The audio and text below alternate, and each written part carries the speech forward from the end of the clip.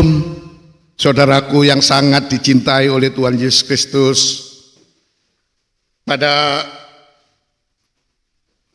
hari yang bahagia ini, kita akan kembali bersama-sama mempersembahkan hidup kita untuk menyambut apa yang Tuhan ingin sampaikan kepada kita di dalam ibadah kita yang sederhana namun yang sejati ini. Mari pada season yang ke-41 ini, saya masih ingin mengajak saudara-saudara yang sangat dicintai oleh Tuhan, karena memang sungguh keseriusan dari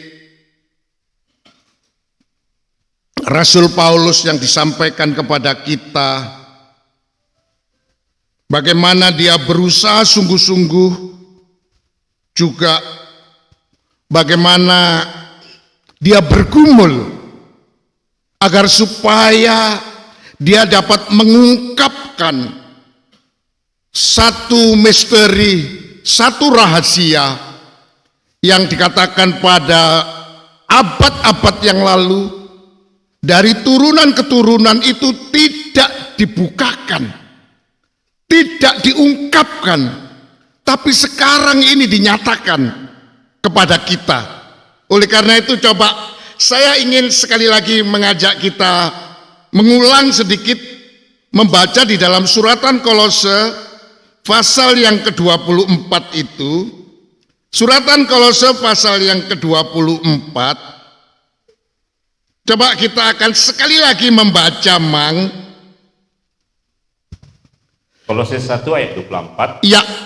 Sekarang aku bersukacita bahwa aku boleh menderita karena kamu. Ini sebenarnya satu pernyataan yang sepertinya ya, kayaknya kalau kita baca begitu saja tanpa makna. Tapi kalau kita perhatikan apa yang dicetuskan oleh Rasul Paulus, yaitu bersukacita, ya, karena menderita. Jadi ini bukan persoalan yang gampang.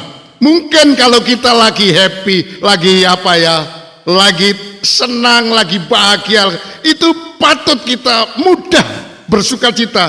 Tetapi Rasul Paulus, sekali lagi, Mang, coba diulangi sekali lagi ayat yang ke-24 itu untuk ditegaskan kepada saya dan kepada saudara-saudara yang sangat dicintai oleh Tuhan ini. Kolose 1 ayat 24 saya ulang. Iya. Sekarang aku bersukacita. Sekarang, hari ini, aku bersukacita Bahwa aku boleh menderita karena kamu. bahwa aku boleh menderita karena kamu. Terus? Dan menggenapkan dalam dagingku Iya.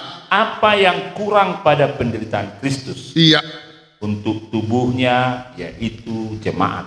Terhadap jemaat yang adalah tubuhnya Kristus. Itu sungguh, kalau saya merenungkan dalam terhadap statement daripada Rasul Paulus ini, bahwa dia itu bersukacita menderita, bahkan mungkin satu penderitaan yang dialami oleh Tuhan itu dianggap kurang untuk kepentingan tubuhnya, untuk kepentingan jemaat.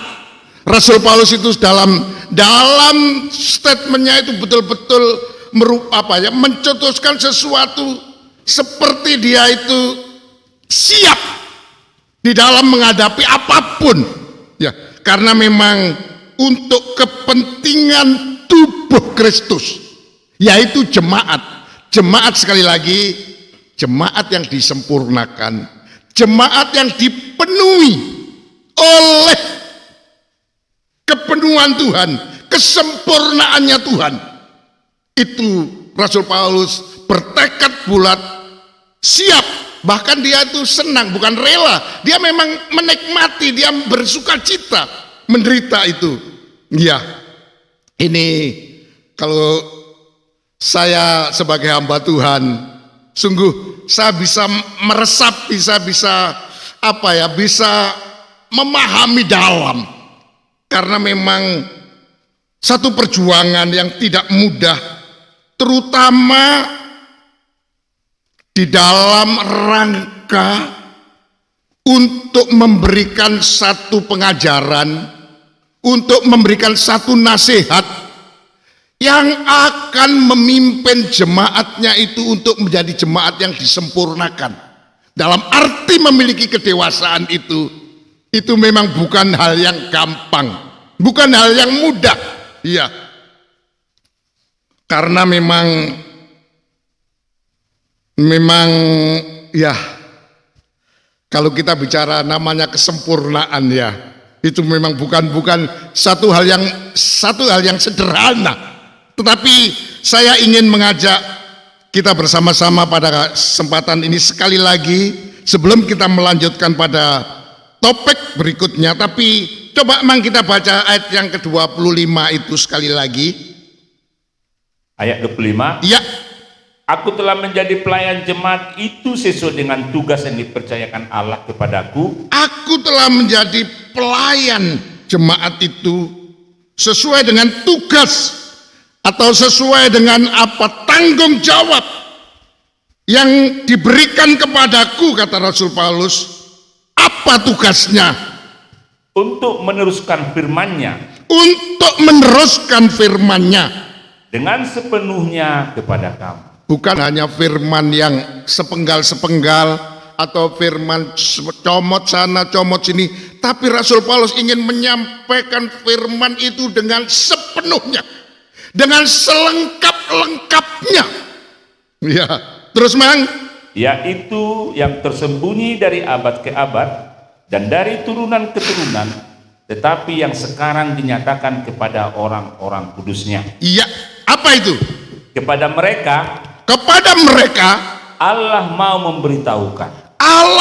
memberitahukan betapa kaya dan mulianya rahasia itu. Betapa kaya dan mulianya rahasia yang diungkapkan oleh Rasul Paulus, yang itu tersembunyi dari abad ke abad, dari turunan ke turunan.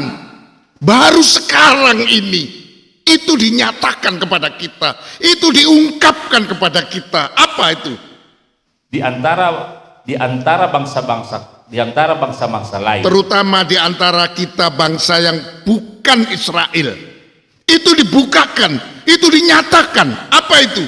Yaitu Kristus ada di tengah-tengah kamu. Kristus ada di tengah-tengah kamu. Kristus yang adalah pengharapan akan kemuliaan. Kristus yang ada di tengah-tengah kita, yang diungkapkan ini kepada kita, ini adalah merupakan suatu harapan bagi kita untuk memperoleh kemuliaan, untuk memperoleh kesempurnaan itu. Oh, ini adalah satu rahasia yang luar biasa yang diungkapkan kepada kita yang sangat dicintai oleh Tuhan, jemaat yang non Yahudi, yang non Israel. Ya, kita bangsa Indonesia, dan kebetulan kita terdiri dari suku yang ada di lokal ini, suku Batak, suku Jawa. Itu ya, ini adalah satu hal yang sangat luar biasa yang menjadi harapan kita untuk menjadi kehidupan yang dimuliakan atau menjadi kehidupan yang disempurnakan. Kalau kita sudah disempurnakan, pasti akan dimuliakan. Dan untuk menjadi kehidupan yang dimuliakan itu, kita harus disempurnakan. Ya, ini satu hal yang tidak bisa dipisahkan. Terus mang, dialah yang kami beritakan. Dialah yang kami beritakan. Berita Kristus ada di tengah-tengah kita, yang menjadi harapan bagi kita untuk memperoleh kemuliaan, untuk memperoleh kesempurnaan itu. Itulah yang diberitakan, itulah yang disampaikan secara khusus oleh Rasul Paulus. Terus, apabila tiap-tiap orang kami nasihati, dan tiap-tiap orang kami ajari dalam segala hikmat, ya, untuk memimpin tiap-tiap orang kepada kesempurnaan dalam Kristus. Untuk memimpin tiap-tiap orang kepada kesempurnaan. Supaya yang menjadi harapan kita di dalam kita mengikut Tuhan, di dalam kita menjadi umatnya Tuhan ini bisa diwujudkan. Yaitu apa? Memperoleh kemuliaan, memperoleh kesempurnaan ini. Yaitu maka Rasul Paulus dalam ayat 28 ini saya bacakan dalam bahasa Indonesia terjemahan sederhana sekali lagi ya. Karena itulah kami yang sudah menjadi Rasul Yesus Kristus terus memberitakan kabar baik. Kami berusaha memakai semua kebijaksanaan yang sudah Allah berikan untuk menasihati, untuk mengajar kepada setiap orang, karena kami rindu membawa sebanyak mungkin orang kepada Allah sebagai anggota tubuh Yesus yang dewasa rohani dalam hal-hal bersatu dengan Kristus. Jadi ini tujuannya, untuk membawa kita jemaatnya ini menjadi anggota tubuhnya Kristus yang sempurna dalam arti memiliki kedewasaan rohani. Ya, ini bagi seorang hamba Tuhan, seperti yang disampaikan oleh Rasul Paulus, merupakan satu hal yang tidak mudah. Dikatakan dalam ayat yang ke-29, bacakan Mang. Ayat 29. Ayat 29. Itulah yang kuusahakan. Itulah yang kuusahakan. Terus? Dan kupergumulkan. Itulah yang kupergumulkan. Ya, ini adalah dikatakan dalam ayat yang ke-29 itu, dalam bahasa Indonesia sederhana dikatakan, dan untuk itulah saya berjuang dan berusaha keras dengan bersandar kepada Yesus yang selalu memberi kekuatan kepada saya. Sungguh, ya, ini sangat terasa sedikit ya, satu kesaksian yang saya alami dalam usaha saya, dalam pergumulan saya, bisa dikatakan dalam kurun waktu 24 tahun. Ya, kalau saya renungkan, saya perhatikan bagaimana usaha saya dengan sungguh-sungguh keras. Ya, karena memang saya sejak tahun 1998 sampai sekarang itu, saya di dalam pelayananku sekalipun dalam keadaan yang tidak mudah, saya berusaha sungguh-sungguh. Saya juga berjuang, saya juga bergumul dengan sungguh-sungguh agar supaya Tuhan dapat mengungkapkan, Tuhan dapat memberikan kepada kami, kepada saya khususnya, pengajaran. Ya, yang oleh kemurahan Tuhan, saya jujur saja, saya dapat merasa Tuhan bukakan, Tuhan ungkapkan itu. Mungkin tahun lalu lah, paling itu semakin ya seperti rahasia ini oleh Tuhan itu disembunyikan, seperti tidak Tuhan ungkapkan sejelas-jelas. Padahal kami sungguh-sungguh bergumul, kami sungguh-sungguh berusaha, dan memang kalau saya merenungkan untuk pergumulan ini, ya jujur penderitaan yang saya alami, tetapi jujur saya sekarang ini, apa yang saya alami dalam bentuk penderitaan, bahkan penderitaan sampai saat ini yang sedang saya alami ini membuat saya ini bersuka cita, membuat saya ini senang. Ya, artinya sepertinya saya tidak merasa penderitaan yang Tuhan izinkan kepada apa yang saya alami. Ya, begitu saya menyampaikan, saya berusaha mengungkap, saya berusaha untuk menyampaikan pengajaran kesempurnaan ini. Ya, maka kemudian 14 tahun saya alami, saya sendirian. Saya bergumul, tetap tetap saya bergumul dan bergumul karena saya sangat merindukan agar ajaran kesempurnaan ini Tuhan ungkapkan. Dan terus bergumul oleh kemurahan Tuhan, saya baru terbuka mata itu tahun yang lalu, pertengahan bisa dikatakan. Ya, tahun yang lalu sudah hampir pertengahan, baru Tuhan seperti Tuhan bukakan, terutama apa? Keberadaan Tuhan di tengah-tengah kita sebagai imam besar menurut pola Melkisedek. Itu Tuhan bukakan, itu Tuhan ungkapkan, supaya dia itu betul-betul ada di tengah-tengah kita. Karena inilah yang dapat menentukan untuk menjadi kita memperoleh harapan, memperoleh apa yang dapat kita harapkan. Coba Mang, kita baca satu ayat atau beberapa ayat dulu di dalam suratan Efesus, Mang, pasal yang pertama. Efesus pasal yang pertama, coba kita baca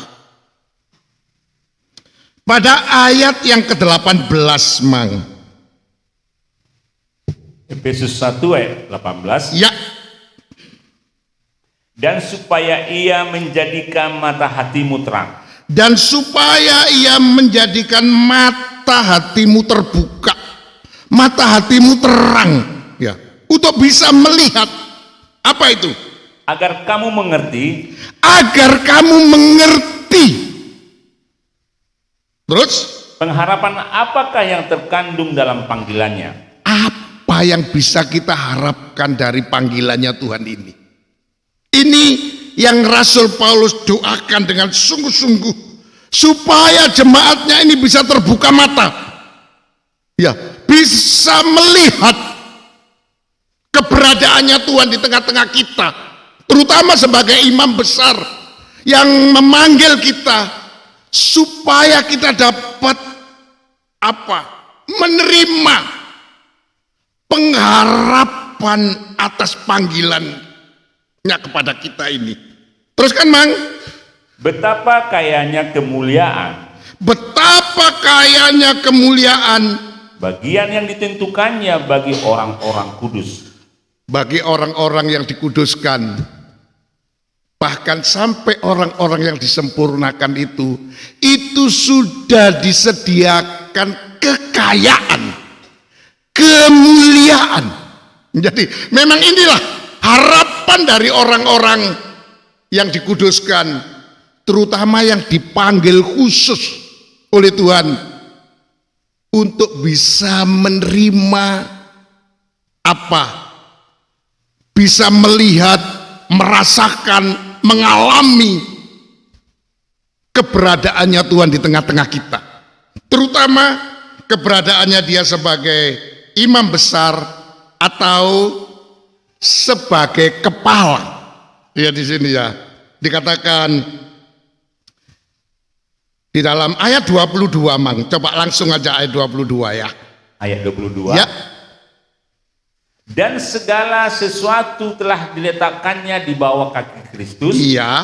Dan dia telah diberikannya kepada jemaat sebagai kepala dari segala yang ada. Iya, dia di tengah-tengah kita ini. Karena memang dia telah diberikan tanggung jawab.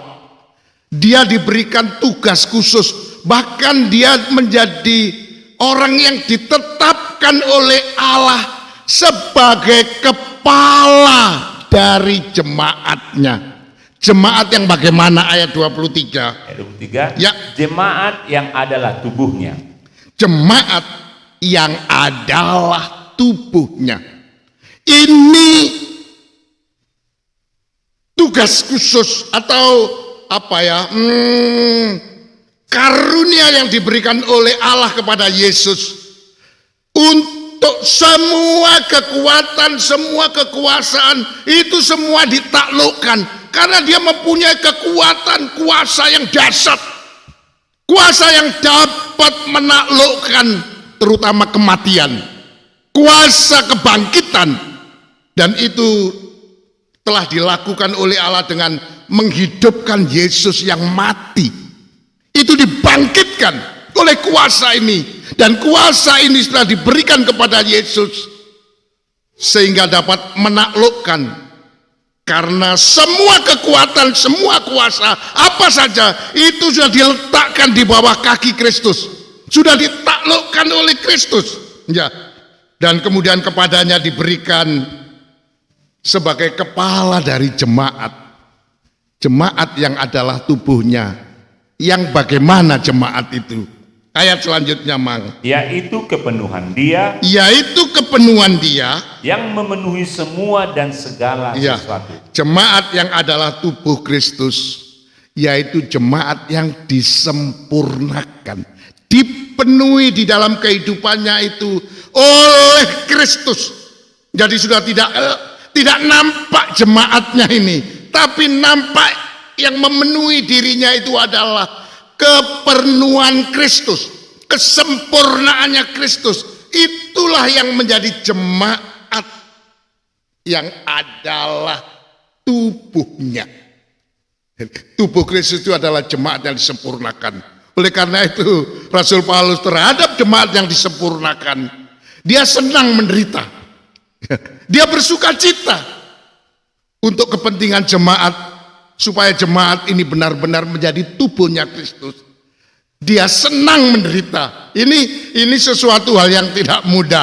Ya. Tetapi itulah, karena memang sebenarnya minggu yang lalu sudah kita baca, penderitaan yang kita alami di dunia ini, ya sebenarnya, sekalipun saya jujur, begitu saya ditugaskan ke Sumatera Utara sejak 89 sampai sekarang ini, kalau saya mengingat ke belakang, saya review kembali, ya, saya balik kembali gitu. Sekitar saya lihat, aduh, itu sudah tidak ada kesempatan saya untuk, ya, begitu 2 bulan setelah meninggalnya pendeta saya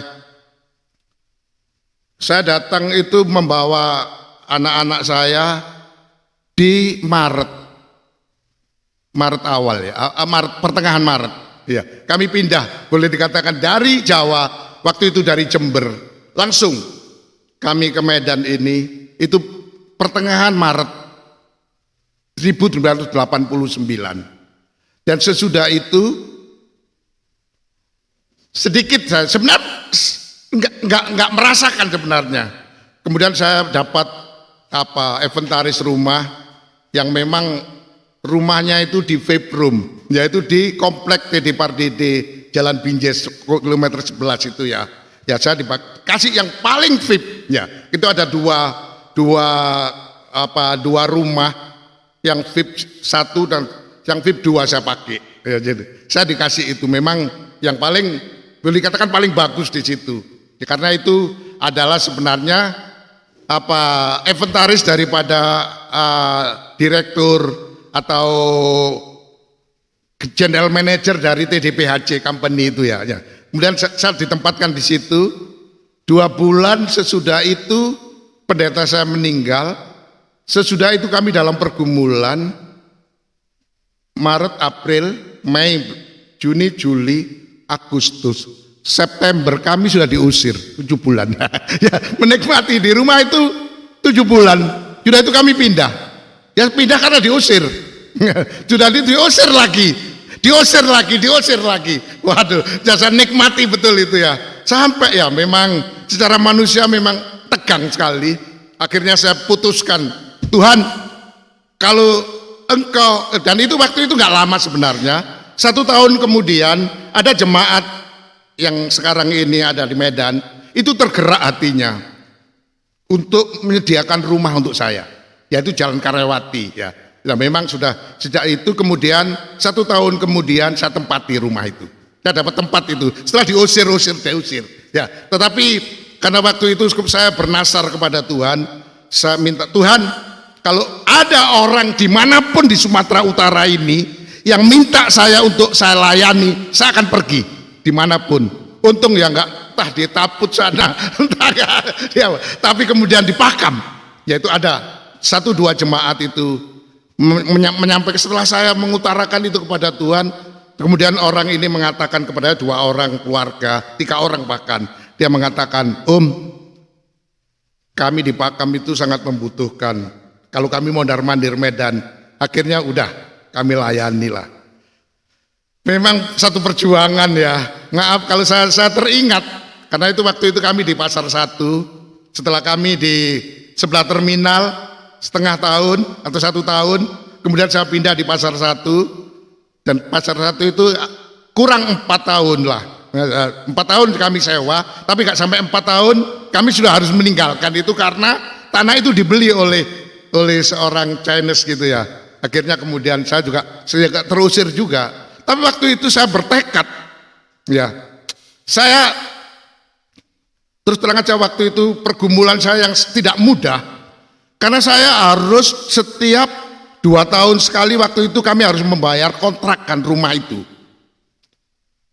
Waktu itu kalau nggak salah 450 kontraknya 1 tahun, jadi 2 tahun itu 900. Tapi bayangkanlah, selama 4 tahun kas gereja yang saya tidak ambil, kolekte itu saya tidak ambil.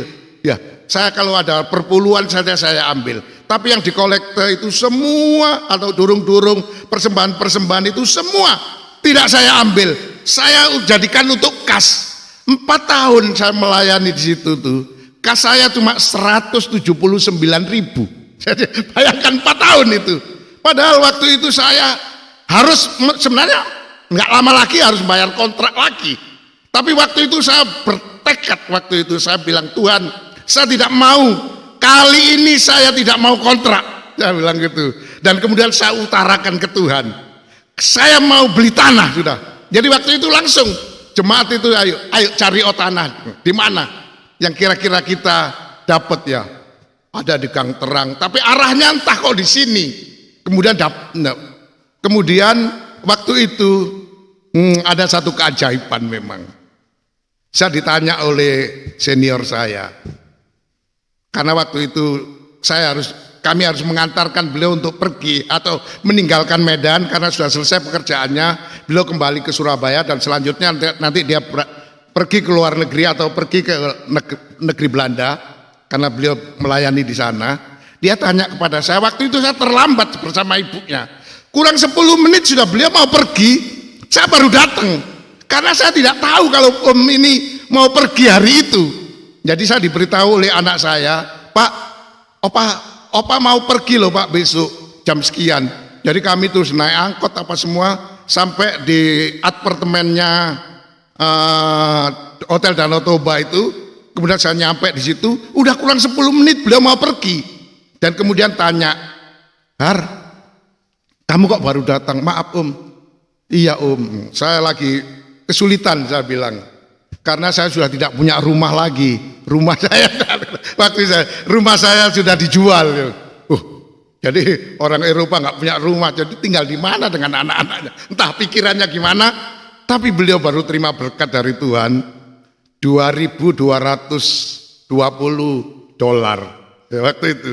Ya, kemudian itu terima berkat perpuluhan dari KKR itu, dan kemudian dia ditanya oleh beliau, jadi Har, kamu mau sewa di mana? Mau cari sewa di mana? Saya tidak mau sewa lagi saya mau beli tanah, saya bilang gitu. Waduh, dia bilang gitu. Waktu itu beliau ngomong bahasa Belanda dengan istrinya, dia katakan, oh berkat tadi itu uangnya Haryono. Kemudian saya dipanggil, karena waktunya sudah mepet. Saya dipanggil kamar, beliau bawa tasnya kecil itu, kemudian diambilkan dari tasnya, ini berkat untukmu. Nanti kalau kurang ku tambah. Jadi kalau kurang kali ku tambah katanya. Akhirnya kemudian, waduh, begitu tidak sampai 10 menit sudah, karena udah jamnya beliau harus pergi. Kemudian dia doa semuanya, berangkat kami. Jadi begitu wong kami nggak ada kendaraan waktu itu, naik angkot. Begitu beliau pergi ke airport, saya tidak ikut lagi ke airport, nggak ada kendaraan kami. Udah saya langsung ke bank. Saya langsung tukarkan aja itu. Sudah dapat 5 juta sekian ya. Waktu itu masih $2.201 ya. Saya tukarkan dapat itu, terus kemudian wah, cari, aku bilang gitu. Saya pikir 179 kas dari gereja itu mana bisa beli tanah, mana bisa bangun. Dan waktu itu begitu langsung kami ambil. Memang kurang waktu itu ya, kurang sekitar 3,5 juta waktu itu. Kemudian saya sampaikan kepada senior saya, terima kasih, kami sudah mendapatkan tanah hanya kurang sekian. Langsung besoknya itu dapat telegram, kok ambil di BRI katanya. Kok ambil di BRI, kok kayak mudah begitu ya. Akhirnya sudah, memang akhirnya kami ambil. Begitu kami bayar di sini, langsung kemudian diapakan, itu dalam waktu 2 minggu bangunan gereja dan pastori sudah selesai.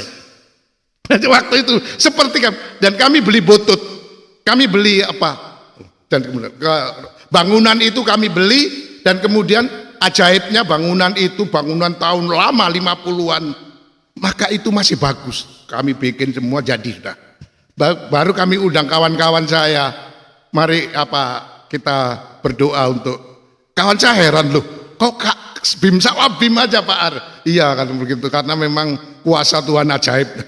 Ini satu pengalaman yang saya. Tetapi sesudah itu saya mulai, karena memang saya bernasar, kalau saya sudah mendapatkan tempat untuk saya tidak pindah-pindah lagi, saya akan menggumuli pengajaran kesempurnaan ini. Dan begitu saya sampaikan, waduh, bukan positif. Dan saya sudah pergi ke Surabaya, ke anak pendeta saya yaitu Yufa. Yup, tolong gambarkan Yup, 10 kali 20 Yup. Bang, tanahmu berapa Pak Ar? Jangan takut, tanahku 800 meter, saya bilang. Oh, luar biasa Pak Arya, kau bikin gambar, blueprintnya, saya nanti akan urus. Tapi begitu saya dapat gambar apa semuanya, mau kami bangun, jemaat gak ada, jadi satu pun gak ada. Jadi mau bangun untuk siapa ini? Sudah ini saja gak ada. Yang isinya cuma 7 orang paling banyak. Saya, ibunya, anak-anak, dan kemudian ada mantu saya, Mama Rahel. Baru sudah itu saja. Tapi pergumulan demi pergumulan, saya gak merasa seperti saya ini menderita.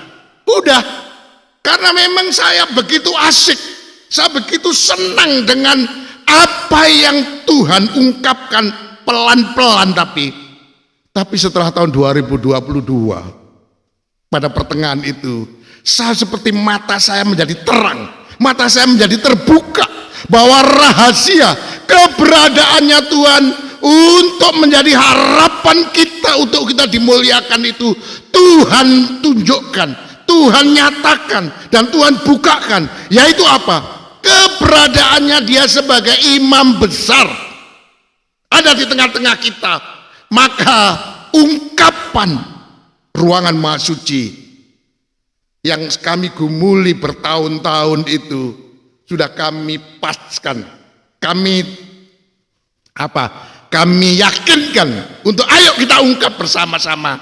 Dan sampai saat ini kita sudah memasuki pada season yang ke-40 ya. Jadi itu sudah 40 minggu yang lalu sudah berjalan ungkapan. Dan sekarang ini saya ingin mengajak saudara-saudara yang sangat dicintai oleh Tuhan, juga saya sebagai pemberita ya, dengan segala pergumulan yang memang saya sangat ditekankan oleh Tuhan, bahwa untuk memberi nasihat, untuk memberi pengajaran yang bisa membawa jemaatnya kepada kesempurnaan dalam arti memiliki kedewasaan itu, bukan dengan leha-leha, bukan dengan senang-senang, harus ada usaha yang sungguh-sungguh, berusaha dengan keras, bekerja dengan keras, dan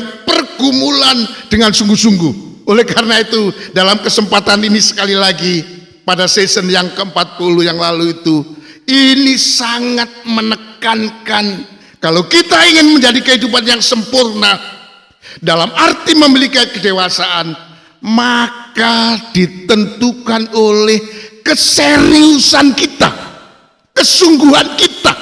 Apakah kita memang mau berusaha sungguh-sungguh untuk menjadi kehidupan yang sempurna atau tidak? Atau kita tidak mau bergumul, kita tidak mau berjuang, kita tidak mau Untuk apa? Bertekad bulat. Jangan harap kalau kita tidak ada kesungguhan. Itu sebabnya dikatakan tadi di dalam Kolose pasal yang pertama pada ayat yang ke-29 itu dikatakan, untuk mencapai hal itu saya bekerja keras. Saya berjuang dengan seluruh tenaga yang diberikan Kristus kepada saya dan yang bekerja di dalam diri saya. Jujur, sejak minggu lalu itu, waduh, saya memang udah mendengar firman ini. Tuntutan Tuhan untuk saya harus bekerja sungguh-sungguh, bekerja dengan keras. Karena memang untuk bisa mencapai kesempurnaan dalam arti kedewasaan saja, itu harus dibutuhkan keusaha yang sungguh-sungguh. Jangan kita sepertinya acuh. Demikian saya ingin mengajak saudara-saudara yang dicintai Tuhan, karena memang tujuannya Tuhan adalah membawa tiap-tiap orang yang diberi nasihat, yang diberi pengajaran kesempurnaan itu untuk dapat dibawa masuk dalam bilangan tubuhnya Kristus yang memiliki kesempurnaan dalam arti kedewasaan rohani. Jadi untuk mencapai kedewasaan rohani, sekali lagi saya ingin menekankan kesungguhan kita, pergumulan kita, ya. Jadi kita mesti betul-betul harus ada satu pergumulan, ya. Tapi kesempatan ini saya persingkatkan, tapi ini harus menjadi penekanan yang dalam. Faktor utama untuk kita bisa menjadi kehidupan yang sempurna dalam arti kedewasaan rohani, dibutuhkan usaha yang keras. Jadi ini sekali lagi, dan pergumulan dengan sekuat tenaga. Ya, tadi kita menyanyikan, kita mempersembahkan tubuh kita ini sepenuhnya untuk Tuhan, untuk kemuliaan Tuhan, untuk mengagungkan Tuhan. Karena Tuhan juga ingin segera memberikan harapan kita itu sesuatu yang pasti, yaitu untuk menjadi kehidupan yang diberi kekayaan kemuliaan. Dan itu Tuhan inginkan dengan memanggil kita. Jadi saya yakin kita semua yang di sini, bahkan kita semua yang sangat dicintai Tuhan itu dipanggil Tuhan untuk ini, untuk masuk dalam ruangan Maha Suci, menjadi kehidupan yang dewasa rohani. Untuk menjadi kehidupan yang dewasa rohani dibutuhkan satu usaha yang keras, dibutuhkan satu pergumulan. Seperti bagaimana kita bisa mendapatkan kekayaan jasmani, itu kita sudah harus bekerja yang keras. Ini Tuhan mau memberikan kekayaan kemuliaan, kesempurnaan kepada kita, yang sifatnya itu bukan sementara, tapi untuk selama-lamanya. Ini adalah kekayaan yang sangat kekal, ya. Oleh karena itu saya ingin percepat sedikit pada faktor yang berikutnya, yaitu faktor yang kelima. Coba kita akan baca bersama-sama di dalam suratan Galatia pasal yang keempat. Coba mang kita baca bersama-sama Galatia pasal yang keempat ayat yang pertama, mang. Galatia 4 ayat 1. Iya. Yang dimaksud ialah selama seorang ahli waris belum akil balik, seorang ahli waris belum akil balik, atau di dalam bahasa Indonesia terjemahan sederhana dikatakan demikian, ya, sebagai gambaran bagi kita ketika seorang bapak yang sudah membuat surat wasiat atau surat warisan meninggal sebelum anaknya dewasa, sebelum anak yang menjadi ahli waris itu dewasa atau akil balik, maka kedudukan anak itu tidak jauh berbeda dengan kedudukan seorang budak. Ya, bayang. Padahal secara tertulis anak itulah yang mempunyai semua warisan, semua kekayaan, kemuliaan itu semua untuk anak itu. Ya, tetapi karena dia belum dewasa, waktu bapaknya meninggal dan memberikan surat warisan ini, semua kekayaan, kemuliaan ini untukmu.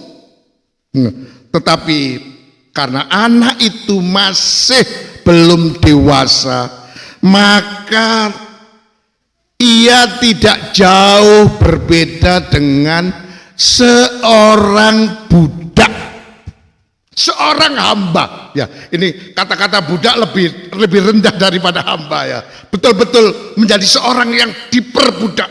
Teruskan Mang ayat 2, Mang. Sedikitpun ia tidak berbeda dengan seorang hamba. Iya. Sungguh pun ia adalah tuan dari segala Sungguh pun ia adalah tuan. Dia pemilik dari harta yang ditinggalkan oleh orang tuanya itu, yang kaya raya dengan harta dan kemuliaan itu. Tapi karena dia belum dewasa, belum akil balik, maka sesungguhnya dia tidak jauh berbeda seperti seorang budak, seorang hamba. Terus Mang. Tetapi ia berada di bawah perwalian, Ya. dan pengawasan sampai pada saat yang telah ditentukan oleh bapaknya. Perhatikan dengan baik. Sehingga dia itu berada di dalam pewalian, pengawasan, penuntunan, di bawah kekuasaan dari pengawas. Dan pengawas itu sebenarnya adalah hukum Taurat. Tapi terus Mang, Ayat 3. perhatikan dengan baik. Demikian pula kita. Demikian pula kita.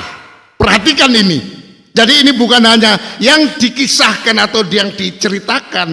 Kalau seorang anak yang menjadi pewaris dari harta kekayaan bapaknya yang melimpah ruah itu, kemudian dia itu hanya masih kecil atau masih belum dewasa, itu tidak jauh, dia itu hanya seperti budak dan di bawah kekuasaan, di bawah pengawasan, di bawah perwalian, di bawah di bawah tuntunan dari seorang yang dipercayakan itu untuk mengurus keperluan-keperluannya.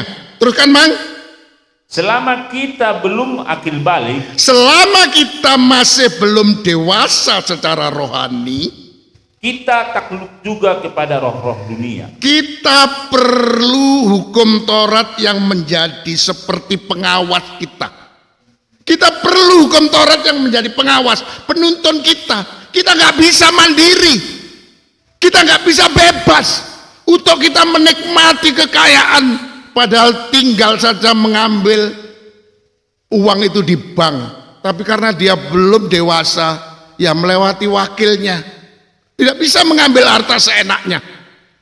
Padahal dia itu pemiliknya, sehingga dia masih perlu hukum Taurat yang menjadi seperti pengawas kita, karena kita masih diperbudak oleh para penguasa gelap yang memerintah dunia ini.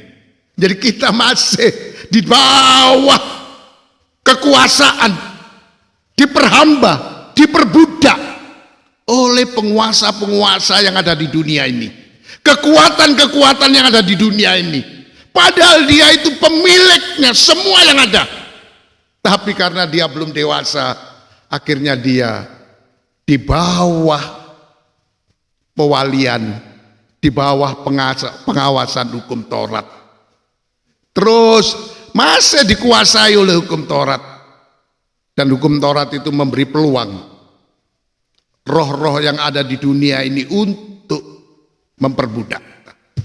Ya kita nggak bisa lepas. Maaf kata, ya kalau di Sumatera Utara ini yang paling terkenal itu adalah yang tidak mudah dilepas melepaskan itu adalah kekuatan dari leluhurnya orang kita ini. Wah, ini ditinggalkan untuk betul-betul mengikat kita, memperbudak kita. Ya. Oleh karena itu teruskan Mang, ayat 4 penting untuk kita perhatikan bersama. Ya. Tetapi setelah genap waktunya. Tetapi setelah genap, ada tinggal nunggu waktu. Ya, memerlukan waktu. Dalam artian sebab dia masih kanak-kanak belum dewasa. Tunggu kalau undang-undang perlindungan anak atau undang-undang yang ada di Indonesia ini yang sah bahwa anak yang berumur 18 tahun itu baru dianggap sebagai orang yang akil balik, orang yang dianggap dewasa. Maka dia bisa mendapatkan ID atau KTP dan kemudian seterusnya, bisa mengurus ini, mengurus itu, mengurus ke bank, mengurus semuanya, ya, karena sudah punya ID-nya, punya ID card-nya, ya, yaitu KTP yang sekarang ini akan diusahakan oleh pemerintah Indonesia sebagai ID tunggal, ya, semua nanti akan ditentukan oleh ID card kita, yaitu KTP, ya, itu sebagai bukti kehidupan itu sudah dewasa, bisa ngurus SIM, bisa ngurus ke bank, ke rekening, macam semuanya itu, ya, dan persoalan-persoalan lainnya, karena dia diberi kebebasan. Tapi sebelum dia menjadi dewasa rohani, dia masih di dalam perabaan, sehingga Allah harus mengutus anaknya ke dunia ini, terutama untuk menjadi pelepas dari perbudakan, melepaskan dia dari bawah kekuasaan dunia yang gelap ini, roh-roh dunia yang mengikat kita ini, yaitu yang dikuasai oleh hukum Taurat, ya. Oleh karena itu coba Mang kita baca selanjutnya, teruskan Mang ayat 4 itu. Tetapi setelah genap waktunya, ya, maka Allah mengutus anaknya, ya, yang lahir dari seorang perempuan dan takluk kepada hukum Taurat. Ya. Ia diutus untuk menebus mereka. Ia diutus khusus untuk membebaskan, untuk menebus, untuk dalam artian supaya dia tidak tetap menjadi orang yang predikatnya itu budak. Predikatnya itu sama orang yang di bawah pengawasan dari Taurat, yang harus mengikuti karena Taurat ini kalau saya sedikit simpulkan, ini sudah menjadi tradisinya orang Israel. Jadi Taurat ini sebenarnya, maaf, kalau disamakan dengan orang kita, halaita ini, itu nggak jauh beda karena tradisi ini.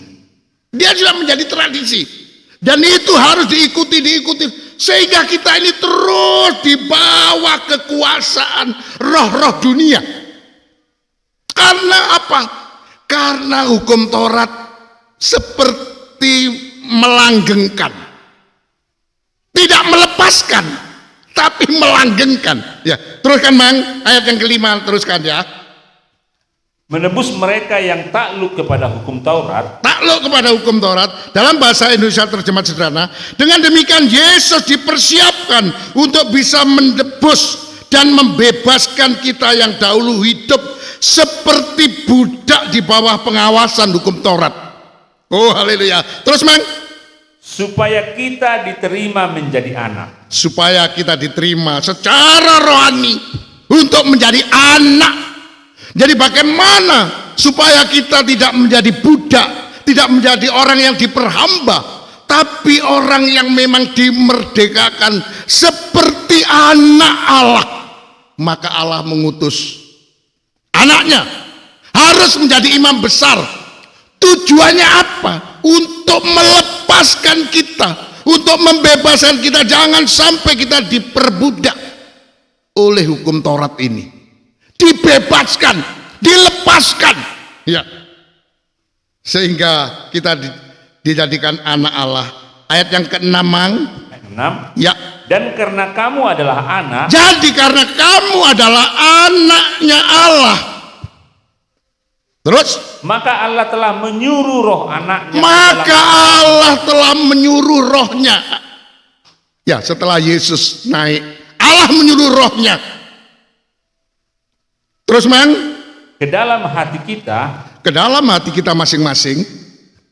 yang Terus, berseru, ya Aba, ya Bapa. ya, dan kemudian kita dapat berdoa bebas menyebut Allah adalah Bapa kita. Karena kita sudah dan roh Allah itulah yang akan menjamin kita. Ya, nanti coba Mang, kita baca ayat 7 dulu Mang. Ayat 7. Ya, Jadi kamu bukan lagi hamba, jadi kamu bukan lagi hamba, melainkan anak. melainkan anak. Jadi hal itu menjadi bukti bagi kita bahwa kita tidak lagi seperti budak, seperti orang yang masih di dalam kekuasaan pengawas, kekuasaan penuntun kita, ya, yang memang ditugaskan sebelum kita dewasa. Tapi setelah kita dewasa, kita tidak lagi menjadi orang seperti budak lagi, ya.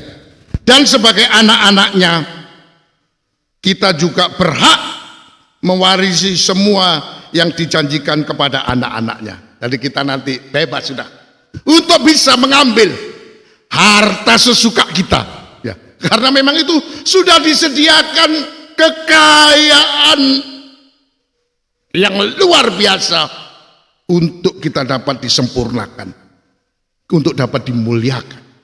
Oh, coba Mang sedikit saya tertarik ya.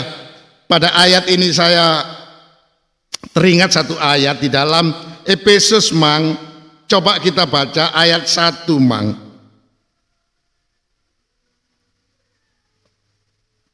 Efesus ayat pasal 1 Mang. Coba kita baca ayat yang ketiga Mang. Atau ayat 4 dulu Mang. Efesus 1 ayat 4. Iya. Sebab di dalam Dia, Sebab di dalam Yesus Allah telah memilih kita sebelum dunia dijadikan. Allah telah memilih kita sebelum dunia dijadikan. Ini adalah pilihan Tuhan.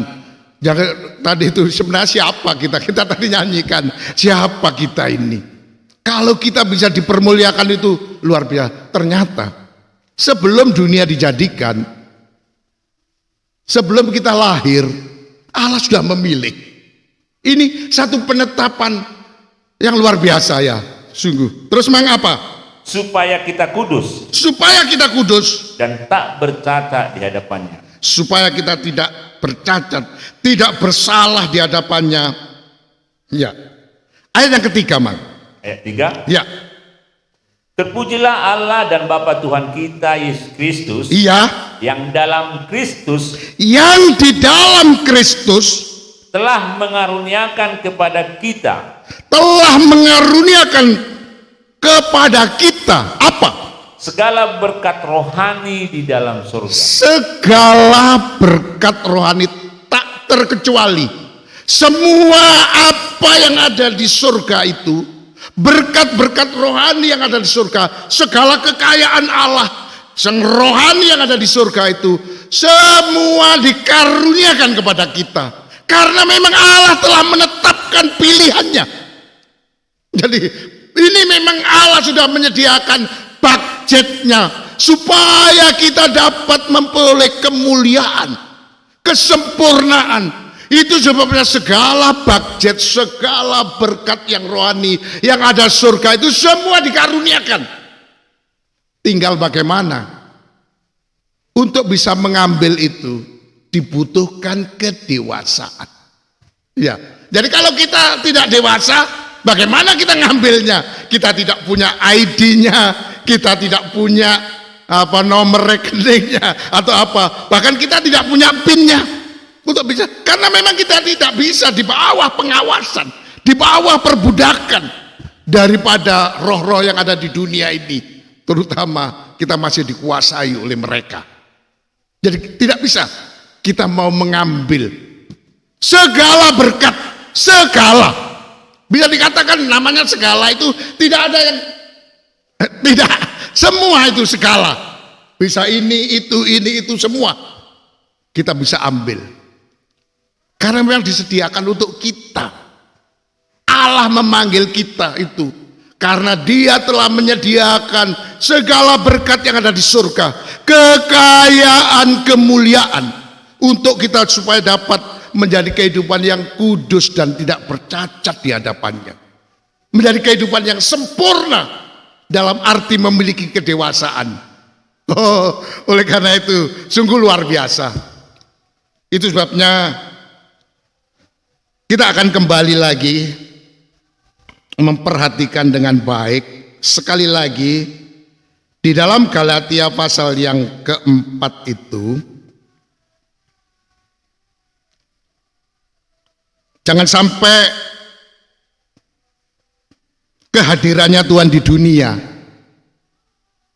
yang fungsinya, yang tugas pokoknya diberikan oleh Allah kepadanya adalah untuk melepaskan kita, untuk menebus kita. Jangan sampai kita menjadi orang yang diperbudak. Karena kita di bawah pengawasan kekuasaannya Taurat, sehingga memberi kebebasan kepada roh-roh yang ada di dunia ini untuk memperbudak kita. Gak bisa kita mendapatkan kebebasan, terus diikat. Jangan bisa kita terlepas. Ini, tapi kita bersyukur, berterima kasih. Karena Allah telah mengutus anaknya yang ditentukan oleh Allah itu. Kemudian Dia mengutus anaknya ke dunia ini. Dan sesuai dengan rencana Allah, Yesus telah dilahirkan oleh seorang gadis. Dan juga kemudian waktu hidupnya Dia takluk kepada hukum Taurat karena Dia ingin. Taurat itu tidak perlu menguasai kita. Tanggung jawabnya Yesus untuk menyelesaikan. Tanggung jawabnya Yesus untuk melakukan. Kita sebenarnya tidak perlu melakukan. Ya, oleh karena itu sedikit saya ingin memperdalam ya, tapi mungkin agak sedikit saya singkat saja. Coba Mang kita baca di dalam Galatia pasal yang kelima, Mang. Coba kita baca ayat 1 dulu, Mang. Galatia 5 ayat 1. Ya. Supaya kita sungguh-sungguh merdeka. Supaya kita sungguh-sungguh merdeka. Dalam salinan bahasa Indonesia terjemahan sederhana dikatakan, Kristus sudah membebaskan kita dari kewajiban untuk hidup seperti budak. Jadi hendaklah kita terus bebas. Saya sekali lagi ingin menekankan dalam. Yesus didatangkan ke dunia ini, tugas utamanya adalah untuk melepaskan kita dari perbudakan. Karena memang Tuhan mau supaya kita umatnya ini memang betul-betul bebas, hidup seperti dalam suasana ruangan maha suci, damai dan sejahtera. Tidak dikuasai oleh roh-roh dunia. Ini kalau kuasa roh-roh dunia ini satu kali diberi kesempatan, wah dia caplok kita sudah. Nggak bisa keluar kita. Kita akan terikat, kita akan diperbudak oleh dia. Tadi kita baca dalam Galatia pasal 4. Tapi Tuhan datang. Sebagai imam besar ini tugas pokoknya adalah untuk membebaskan. Jadi dikatakan Kristus sudah membebaskan kita dari kewajiban untuk hidup seperti budak. Sudah, memang betul-betul. Ya, ini memang satu hal yang tidak mudah ya. Tapi coba Mang, baca terus Mang. Ayat yang ke-1 itu Mang. Kristus telah memerdekakan kita, karena itu berdirilah teguh dan jangan mau lagi dikenakan kuk perhambaan. Untuk ini, karena kebebasan ini sudah dilakukan. Dan Yesus untuk membebaskan kita, itu betul-betul dengan satu keseriusan. Sampai dia itu mati Dia rela itu, sudah ikhlas dia. Dan memang itu tugasnya dia sebagai imam besar, untuk betul-betul melepaskan kita, membebaskan kita. Jangan sampai kita ini seperti orang yang diperbudak, betul-betul dilepaskan. Ya, ini suatu hal yang sangat luar biasa. Dalam bahasa Indonesia terjemahan sederhana yang dikatakan, oleh karena itu berdirilah kuat dan janganlah berbalik lagi untuk hidup seperti budak dengan terus terikat kepada hukum Taurat. Dan jangan sampai apa yang dilakukan oleh Tuhan melepaskan ini, tapi kemudian kita sikapi dengan, maaf kata, kita slow saja. Dikatakan kita tidak berdiri kuat. Ya, yang dikatakan di dalam bahasa Indonesia terjemahan baru dikatakan, janganlah kamu lagi dikenakan kuk perhambaan, karena itu berdirilah teguh. Jangan mau lagi dikenakan kuk perhambaan. Ya, supaya apa? Arti kematian Tuhan sebagai imam besar yang melepaskan kita itu, kalau kita tidak pegang teguh, maaf kata, gak ada gunanya, gak ada manfaatnya. Ya, coba emang kita baca pada ayat yang selanjutnya, ayat yang ke-2, Mang. Ayat 2. Pelan-pelan ya. Sesungguhnya aku Paulus berkata kepadamu. Perhatikanlah apa yang saya katakan ini. Jikalau kamu menyunatkan dirimu, Iya. Kristus sama sekali tidak akan berguna bagimu. Ya, ini sunat ini satu gambaran. Hukum Taurat itu seperti satu tradisi. Jadi harus sunat. Tidak harus. Jadi ini pemaksaan ini sebenarnya. Ya. Ya, satu pemaksaan ya.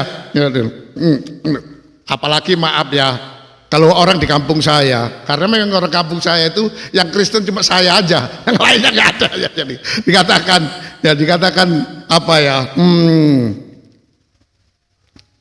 Saya ada memori yang memang itu tidak terlupakan bagi saya. Pada waktu itu saya anak pertama dari cucu kakek saya, Panggowaran. Ya, Panggowaran itu aja. Ya, cucu dari kakek saya, dan kemudian saya adalah orang yang paling tua dari anak dari pertama, dan kemudian saya lahir yang pertama, cucu yang pertama lahir. Ya, kalau di sini Panggowaran itu warisannya banyak itu. Dan kemudian sudah itu, maaf, sudah saya kelas 5 SD, kemudian saya dipestakan, yaitu sunat. Karena ya waktu itu kami belum mengikut Tuhan, saya disunat, kemudian dipestakan. Kelas 6 waktu itu, kelas 6 ya sudah itu. Karena nggak lama kemudian saya sudah meninggalkan kampung itu, kemudian saya sekolah di Malang atau sekolah di kota kabupaten, dan kemudian sudah itu sampai 3 tahun kemudian. Setelah saya disunat itu, ya mungkin bapak saya modalnya nggak banyak ya. Untuk memestakan saya itu tidak banyak modalnya, akhirnya banyak sumbangan yang diberikan oleh saudara atau siapalah gitu, menyumbang. Atau waktu itu memang dicatat oleh orang tua saya ini, nyumbang itu. Tapi kan pelunasannya itu kan sama dengan kredit sebenarnya. Ya, ternyata itu sama dengan kredit ya, yang harus kami kembalikan. 1 tahun kemudian, 3 tahun kemudian, 4 tahun kemudian lah, bapak saya meninggal. Dan saya masih belum kerja, masih belum dapat pekerjaan yang bagaimana. Akhirnya kemudian saya bekerja. Ya, waktu itu saya bekerja dan juga sudah mulai kenal dengan ibu. Ya, mulai pacaran lah dengan ibu saya ini. Jadi tiap ada orang pesta, mama saya datang ke saya, "Nak, apa mak? Ini nak, dulu waktu kamu sunat, ya, orang ini nyumbang kita gini. Jadi terpaksalah, ya kami waktu itu kerja ya masih belum terlalu apa, akhirnya sudah uang itu habis untuk membayar itu, bayar itu. Waduh, sudah itu, dan waktu itu kemudian saya bertekad, mak, karena aku udah pacaran, saya bilang, aku tidak akan menikah sebelum mamaku bikinkan rumah. Jadi waktu itu saya akan bikinkan rumah tuh. Waktu itu saya dengan adik saya bersepakat, ayo kita bikinkan rumah mama. Karena mama belum punya rumah yang permanen gitu. Jadi kami bikinkan rumah lah. Setelah selesai rumah itu, mama saya meninggal. Ya, jadi saya sudah tidak punya orang tua lagi ya. Jadi itu hutang waktu saya sunat itu belum habis. Ya, waktu mama nggak ada, tapi ya kadang-kadang ada yang memberitahu, kamu masih ada sangkutmu ini, sangkutmu ini. Ini sudah kami selesaikan lah semuanya. Aduh, jaja itu bisa sampai bertahun-tahun. Ya namanya seperti kita kayak kalau zaman sekarang itu kita menggunakan kartu kredit aja ya. Di hati apa-apa kita bayar kreditnya itu ya. Dan ini kalau ada pesta nggak bisa tidak. Terus terang aja saya merasa trauma. Maaf ya, ini waktu itu saya masih belum mengenal Tuhan. Begitu saya menerima Tuhan, saya mendapatkan penjelasan ini dari Tuhan. Ayat 2 Mang, coba perhatikan sekali lagi ayat 2 Mang. Galatia 5 ayat 2. Ya. Sesungguhnya aku Paulus berkata kepadamu. Ya, aku sesungguhnya Paulus berkata kepadamu, jikalau kamu menyunatkan dirimu. Jikalau kamu menyunatkan dirimu, dalam bahasa Indonesia sederhana ya, saya katakan begini, kalau kamu laki-laki yang bukan Yahudi, ikut ajakan guru-guru palsu itu untuk memberi dirimu untuk disunat oleh mereka. Berarti kamu seperti berkata kepada Allah, keselamatan yang Kristus kerjakan di kayu salib, saya tidak perlukan lagi. Kita orang non-Yahudi, maaf kata mungkin istilah kasarnya dianggap orang kafir, orang yang tidak punya aturan ya. Tapi kemudian kita didatangi guru-guru palsu kata Tuhan, dan kemudian minta, karena ini orang-orang Yahudi, bahwa aturan orang Yahudi, adat istiadat orang Yahudi itu harus semua laki-laki disunat. Dari zaman mulai awalnya Ibrahim dan seterusnya. Ini sudah perjanjian dengan Abraham, bapa leluhur kita. Sunat. Ya, dan kemudian itu terus harus diikuti. Kalau tidak melaksanakan sunat, maka kemudian, tapi kata Tuhan sebaliknya. Kalau kita orang non Yahudi memberikan diri kita disunat, karena kita dilepaskan oleh Tuhan itu, oleh karena Yesus mati tersalib. Hanya itu yang bisa menyelamatkan kita. Tapi mengapa kemudian kita yang sudah mendapatkan kebebasan, orang mendapatkan kelepasan oleh karena salibnya Kristus, tapi kemudian kita menyunatkan diri, mengikuti tradisi lagi. Mengapa itu? Kata Tuhan ya, aturan-aturan agama Yahudi. Dikatakan demikian ya, kamu seperti sudah meninggalkan Kristus, lalu mengusahakan keselamatanmu sendiri dengan mengikuti aturan-aturan agama Yahudi. Seperti kita ini mencari keselamatan bukan karena Kristus, padahal Kristus itu dikutus oleh Tuhan khusus untuk melepaskan kita, untuk menyelamatkan kita, supaya kita menjadi orang yang bebas, bukan orang yang diperbudak, tapi menjadi orang yang dewasa, dianggap anak. Dan kalau kita ini anak, Allah akan mengutus roh anaknya masuk dalam hati kita untuk memberi jaminan. Coba Mang, kita baca satu ayat ya, dalam Efesus pasal yang pertama Mang. Langsung saja kita baca ya Mang, ayat yang ke-13 Mang. Efesus 1 ayat 13. Ya, langsung saja.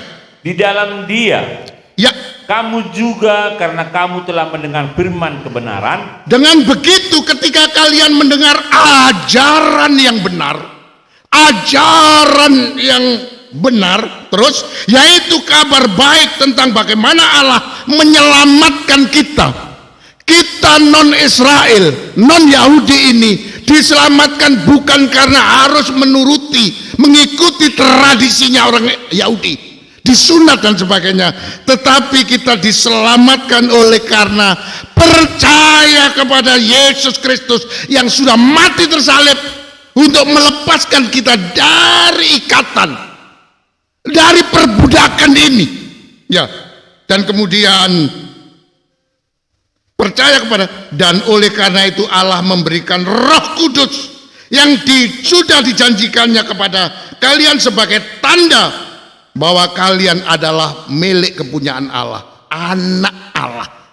Itu Allah mengutus rohnya, roh anaknya itu untuk masuk dalam diri kita. Ayat yang ke-14 langsung baca, Mang. Ayat 14. Ya. Dan Roh Kudus itu adalah jaminan bagian kita. Roh Kudus itu adalah jaminannya. Haleluya. Terus, Mang. Sampai kita memperoleh seluruhnya. Sampai kita memperoleh seluruhnya. Roh Kudus penjaminnya.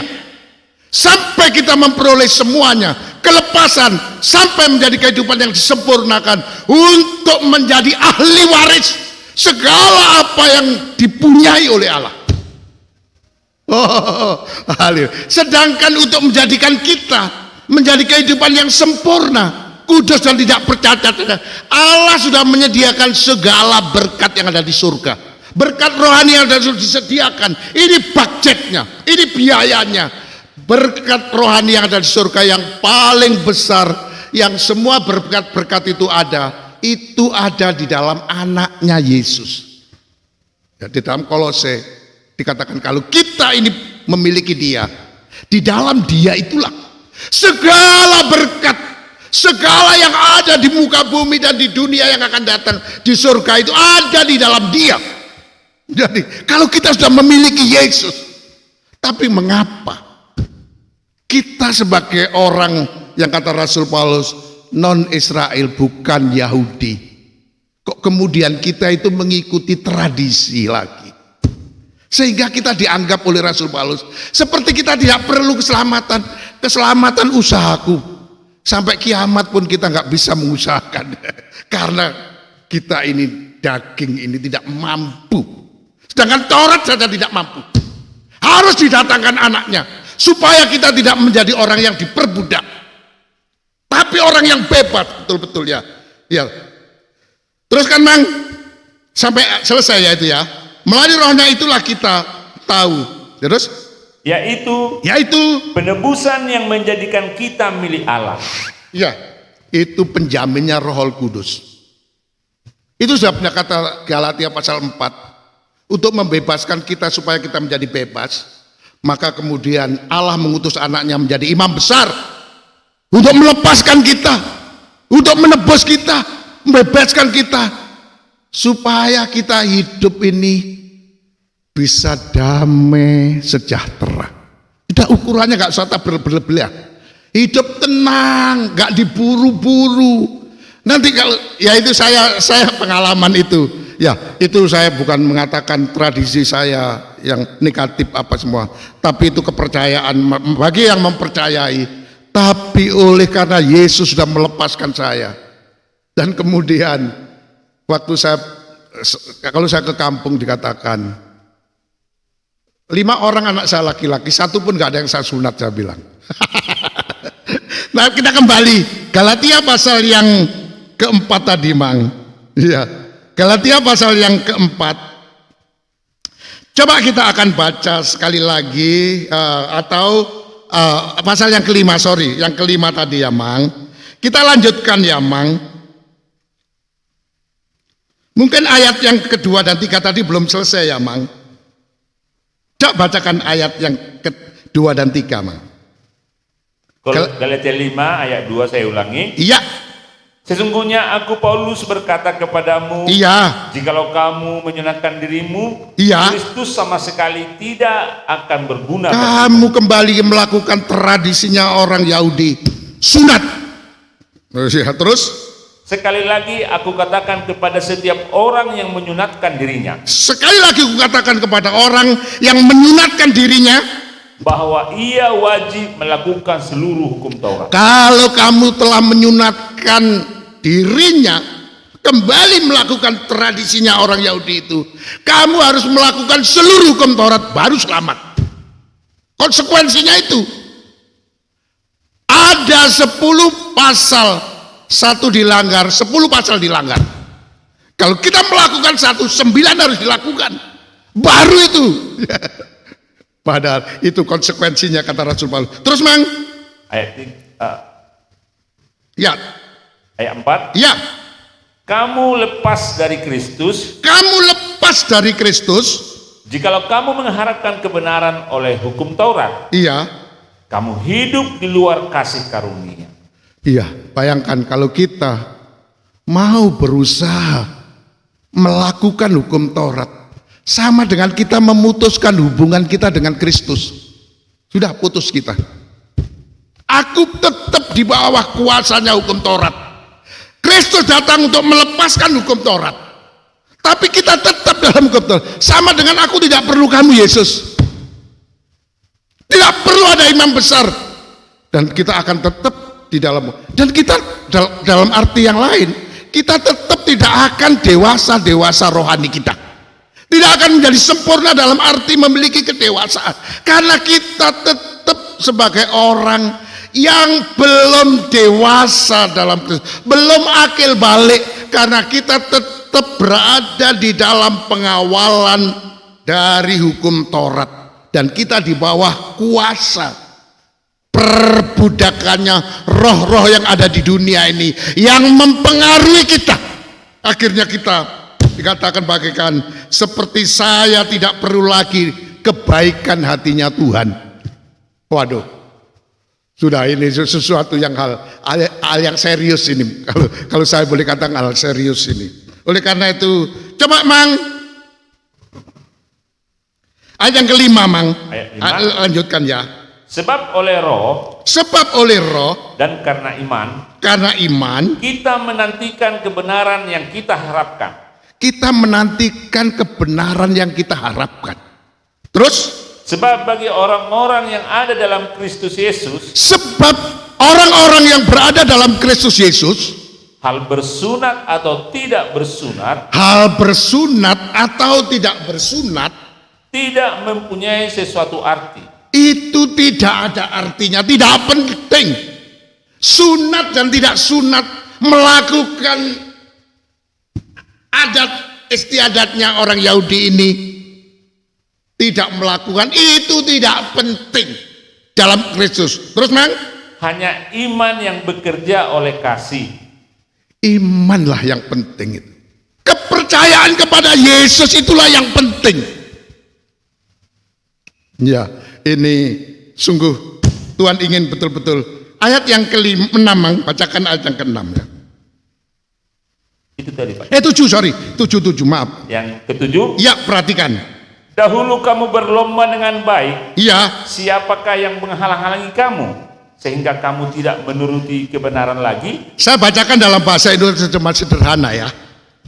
Dulu saya lihat kalian sudah maju dengan baik dan semakin dewasa rohanimu, kata Tuhan ya. Karena apa?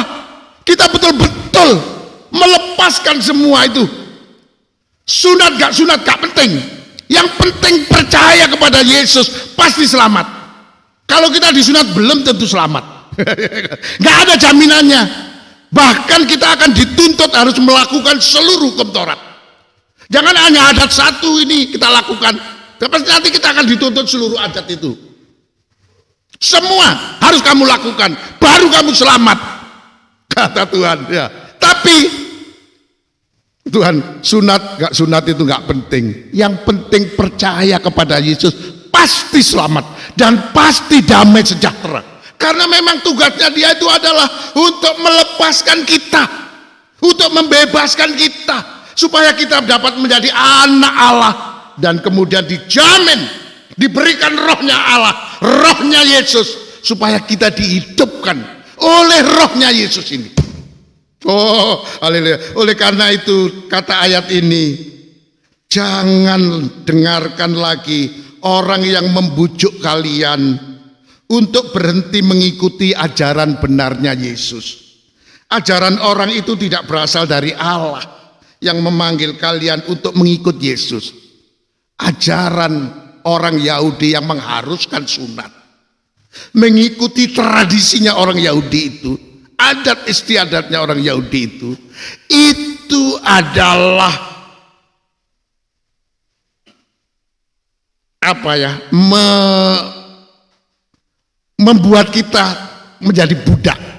Iya, dari situ ya. Kita nggak bisa lepas dari itu. Dan kalau kita tidak melakukan semuanya, berarti tidak keselamatan. Apalagi yang paling fatalnya adalah dengan kita melakukan itu, kita memutus hubungan dengan Kristus. Tidak artinya Kristus mati di salib. Sama sekali nggak ada artinya. Seperti kebaikan Tuhan kita abaikan. Ya, aku nggak perlu kebaikanmu Tuhan. Aku mau berusaha sendiri dengan kekuatanku, kemampuanku. Belum tentu mampu kita. Tapi nanti ya, kita perdalam nanti pada kesempatan lain. Tapi coba mang kita baca selanjutnya ayat yang ke-8 saya bacakan ya. Ajaran orang itu tidak berasal dari Allah yang memanggil kalian untuk mengikut Yesus. Ajaran mengikut Yesus sunat dan tidak sunat itu tidak penting dan nggak perlu, bukan? Tapi percaya kepada Yesus yang menjadi imam besar dan telah mati di kayu salib. Itu yang penting. Itu yang pasti membebaskan dan pasti membuat hati kita damai. Karena kita udah gak dituntut lagi, gak dituntut sunat, gak dituntut apa. Itu gak penting sunat, gak sunat pun gak penting. Tapi kepercayaan kita kepadanya itu penting. Ayat 9 perhatikan, ingatlah peribahasa ini. Sedikit saja ragi membuat semua adonan itu mengembang. Bayangkan, akibat daripada mengikuti ajarannya orang Yahudi harus melakukan tradisi itu, sunat itu, maka bagaikan kita kena ragi. Adonan yang sudah kita buat, begitu kena ragi sudah kamir semua, ambiar sudah, hilang semua itu, nggak ada artinya itu. Adonan itu rusak. Kata Tuhan ya, karena ragi ini berbahaya, merasuki. Ayat 10. Ayo. Ya bacakan mang, iya mang. Ayat 10. Ya. Dalam Tuhan aku yakin tentang kamu. Aku yakin tentang kamu. Bahwa kamu tidak mempunyai pendirian lain daripada pendirian ini. Ya. Tetapi barang siapa yang mengacaukan kamu, ia akan menanggung hukumannya. Ya, kalau orang itu mengacaukan kita, pikiran kita sudah dilepaskan oleh Tuhan, kita kembali lagi seperti begitu ya. Akhirnya kita seperti dikacaukan pikiran kita. Pikiran kita ini seperti diorak-arik gitu ya. Ya, oleh Tuhan. Karena kita, bahkan ini yang fatal, sehingga kita tidak menjadi dewasa, tetap di dalam perbudakan. Padahal Yesus telah diutus datang ke dunia khusus pada waktu yang tepat. Allah menyuruh anaknya datang ke dunia sebagai imam besar, mati di kayu salib untuk memberikan kelepasan, kebebasan, supaya kita tidak terikat, supaya kita tidak diperbudak lagi. Dan paling fatal akibat kita melakukan sesuatu itu, bagaikan kehidupan kita yang sudah baik ini dimasuki sedikit saja lagi. Akhirnya seluruh adonan itu mengembang, rusak sudah. Sepertinya apa kata orang peribahasa orang Indonesia, nila setitik rusaklah susu sebelang. Ya, nila setitik saja merusak semua.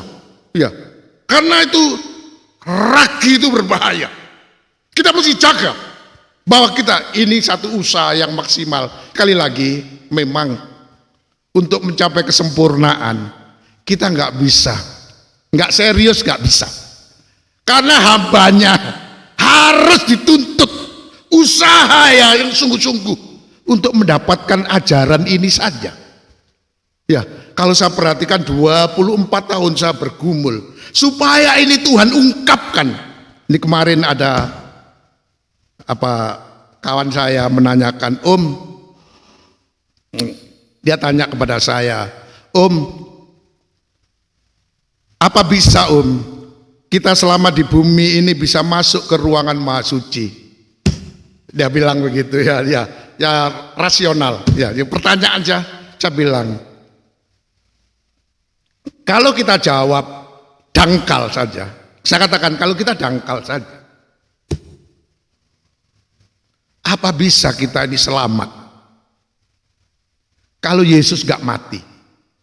Jadi jangan kita jangan kita pandang salibnya Tuhan, kematian Tuhan itu sepertinya dangkal gitu ya. Ini harus kita dalam.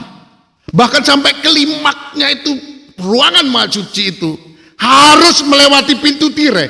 Pintunya adalah tubuhnya Kristus yang dirobek baru terbuka. Saya bilang sama teman saya ini, sebenarnya dia adalah anak sahabat saya. Saya katakan kepada dia, sebenarnya kalau kamu mau ngikuti seminar online saya mengenai mengungkap rahasia ruangan maha suci itu dari season ke-6, 5 atau 6 sampai season 30 itu menjelaskan bagaimana secara komprehensif, bagaimana secara mendalam supaya kita bisa masuk dalam ruangan maha suci ini, supaya kita berada dalam ruangan maha suci. Dan sekarang ini kami sudah memasuki bagaimana kita berada dalam ruangan maha suci itu harus menjadi kehidupan yang sempurna dalam arti memiliki kedewasaan. Itu ditentukan oleh beberapa hal. Salah satu makanan rohaninya itu harus makanan yang keras, makanan tentang Yesus Kristus yang sudah sempurna dan menjadi imam besar menurut pola Melkisedek. Ini harus menjadi makanan pokok. Dan yang kedua, kita harus menjadi orang yang rohani. Jangan aja menjadi orang yang tidak rohani, orang duniawi, orang yang masih menuruti keinginan dagingnya saja. Tidak akan bisa jadi dewasa. Tidak ada kita akan berada di dalam ruangan maha suci. Karena di situ suasananya adalah suasana kedewasaan. Dan kemudian yang ketiga ini penting, ditentukan oleh orang-orang yang mendapatkan kasih karunia dari Tuhan. Hamba-hamba Tuhan yang harus amanah. Oleh karena itu hamba Tuhan harus ada di tangan kanannya Tuhan. Itu supaya on the track di dalam menyampaikan. Dan yang keempat, harus ada usaha yang keras, harus ada pergumulan. Jangan seperti di sini dalam Galatia 5 ini. Kalau ada orang mengajarkan kepada kita, itu kata Rasul Paulus, guru palsu itu tidak mengajarkan kebenaran Yesus yang mati sebagai imam besar, itu kita rendahkan. Seperti kita nggak perlu Yesus mati di kayu salib, karena kita mampu mengusahakan sendiri keselamatan dengan melakukan apa yang diatur oleh hukum Taurat, karena kita di bawah pengawasannya Dia. Kalau kita betul-betul keluar dari ini Taurat ini namanya pengawas ketat ini, kita akan terus dituntut. Bahkan dikatakan di dalam pikiran kita ini seperti pikiran yang dipengaruhi. Karena kita masih tidak dalam pimpinan roh. Nanti kita akan perdalam pada kesempatan yang lain. Tapi siang hari ini, coba Mang, kita lanjutkan Mang. Jangan sampai pikiran kita mau dikacaukan oleh orang-orang seperti itu yang memperbudak kita, supaya kita diperhamba oleh mereka untuk tetap berada di dalam pengawasannya. Kita tidak tetap menjadi dewasa, kita tidak terlepas dari perbudakan itu. Coba lanjutkan ayat yang ke-11 Mang. Ayat 11. Iya. Dan lagi aku ini saudara-saudara, Iya. jikalau aku masih memberitakan sunat, Iya. mengapakah aku masih dianiaya juga? Terusan. Rasul Paulus menceritakan dirinya. Karena saya itu menentang hukum Taurat. Terutama dia menyampaikan kabar bahwa kita tidak perlu sunat. Kata Rasul Paulus. Seperti dia bahasa begitu. Sehingga Rasul Paulus itu teraniaya.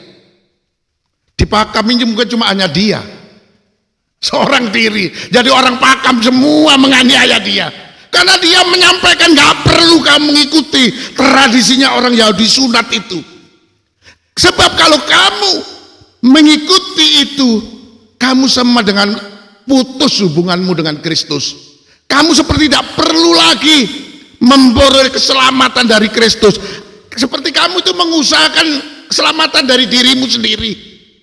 Kalau kamu melakukan itu, seluruh hukum Taurat harus kamu lakukan. Kepalang tanggung, kata Rasul Paulus. Ingat loh, Sedikit ragi itu menghamirkan, merusak apa yang sudah kita bangun, yang apa yang sudah kita lakukan, hancur seketika. Kata Rasul seperti itu. Coba ayat 11 diulangi lagi. Ayat 11 saya ulangi. Ya. Dan lagi aku ini saudara-saudara, Iya. jikalau aku masih memberitakan sunat, mengapakah aku masih dianiaya juga? Iya. Sebab kalau demikian, Iya. salib bukan batu sandungan lagi. Salib bukan sandungan lagi. Terus? Baiklah mereka yang menghasut kamu itu mengebirikan saja dirinya. Ya, baiklah orang yang melakukan itu mengebirikan dirinya saja. Ya, sekalian sudah. Ya, seperti itu. Ya, bagi kita.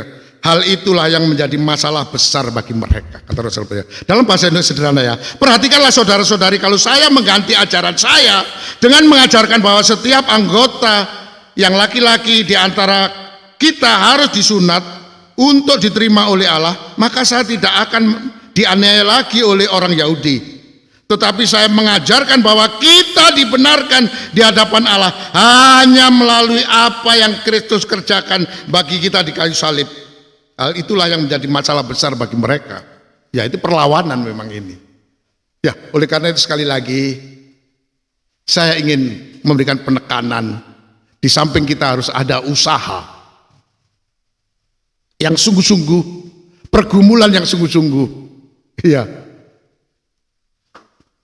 Maka kita juga harus menjadi dewasa karena kita terlepas dari penguasaan perwalian yang dilakukan oleh hukum Taurat. Karena hukum Taurat itu memberi keleluasaan bagi roh-roh dunia yang gelap, yang jahat itu untuk memperbudak kita. Iya, ya saya ini memang bukan hal yang mudah, tetapi ya kemauan untuk orang menjadi sempurna atau orang menjadi dewasa itu harus ada satu usaha pergumulan.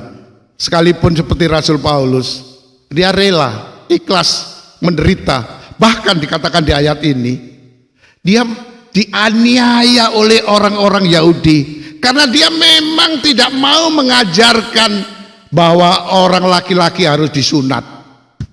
Menentang itu sepertinya.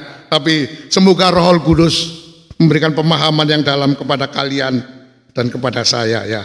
Oleh karena itu sebenarnya guru-guru palsu itu dikatakan di dalam pasal yang ke-5 ayat yang ke-12 itu, baiklah mereka yang menghasut kamu untuk mengebirikan dirinya saja. Rasul Paulus sampai gitu kata-kataan. Ya, karena dia seperti kita terhasut, kita terjebak. Ya, ini yang harus kita waspadai. Semoga apa yang Tuhan katakan kepada kita pada siang hari ini, bahwa kita harus benar-benar menjadi kehidupan yang dewasa. Jangan menjadi kehidupan yang tidak dewasa sehingga kita tidak bisa menjadi anaknya Allah yang dewasa untuk bisa menjadi pewaris yang sah, pewaris yang sesungguhnya. Ya, karena kita tidak di bawah pengawalan, kita dibebaskan. Jadi oleh karena itu kedatangannya Yesus sebagai imam besar ke dunia ini harus kita hargai. Karena dia ingin betul-betul membebaskan kita dari kekuatan kuasa yang dimiliki oleh hukum Taurat yang terus akan memperbudak kita. Kita akan terus berada di dalam pengawasannya dia. Oleh karena itu jangan sampai kehidupan kita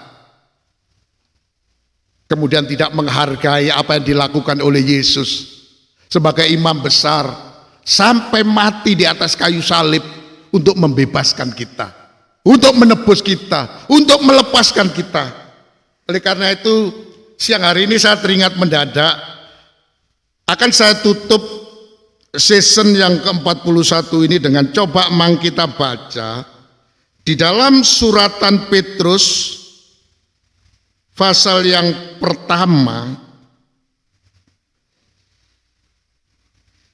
sedikit coba Mang kita akan baca ayat yang ke-18, Mang.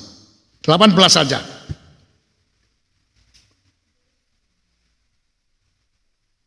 1 Petrus 1 ayat 18. Ya. 1 Petrus 1 ayat 18. Ya, Sebab kamu tahu bahwa kamu telah ditebus dari cara hidupmu yang sia-sia. cara hidupmu yang sia-sia, dalam bahasa Batak dikatakan demikian. Ai deboto hamudo. Dada binahen ni sere manang perak. Akana olo buruk. Umbaena malua musian adat muna naso marniulai natinean muna sian aka amamuna.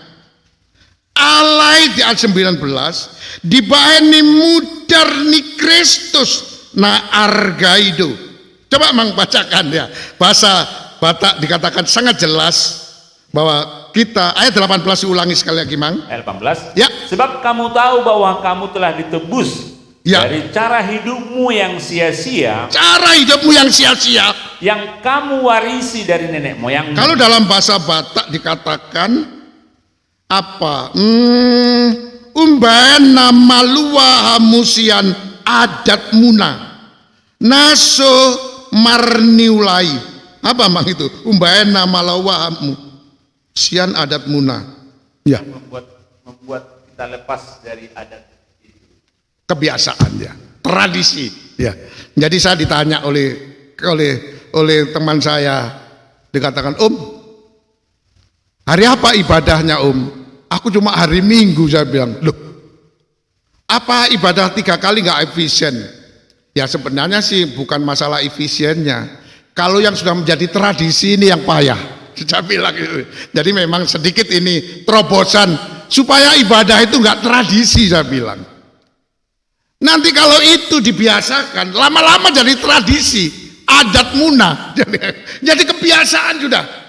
Ya nggak ada apa-apanya. Makanya sudahlah, seminggu 6 hari suruh kerja keras apa semuanya. Hari Minggu kita full fokus 1 minggu sekali supaya kita serius.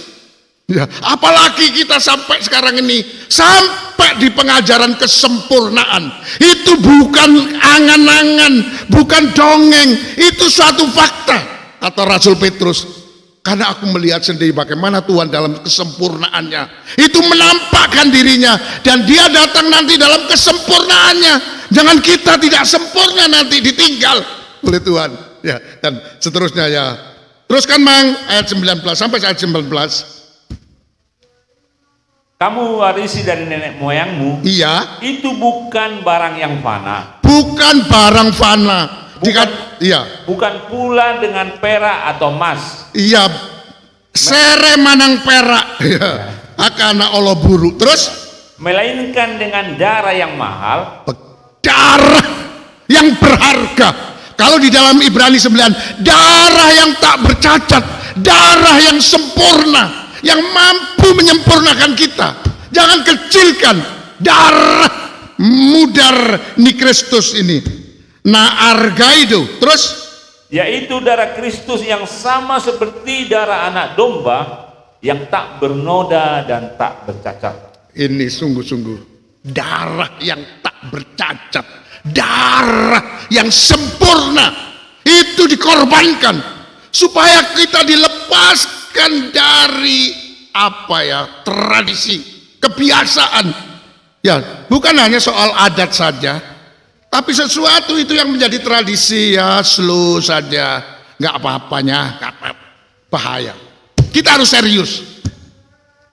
Di dalam saya takut ya, dalam artian saya kenakan diri saya.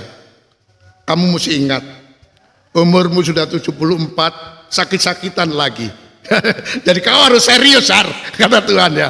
Supaya kamu dapat menasehati tiap-tiap jemaat. Kamu bisa mengajari tiap-tiap jemaat itu. Kau bawa kepada kesempurnaan.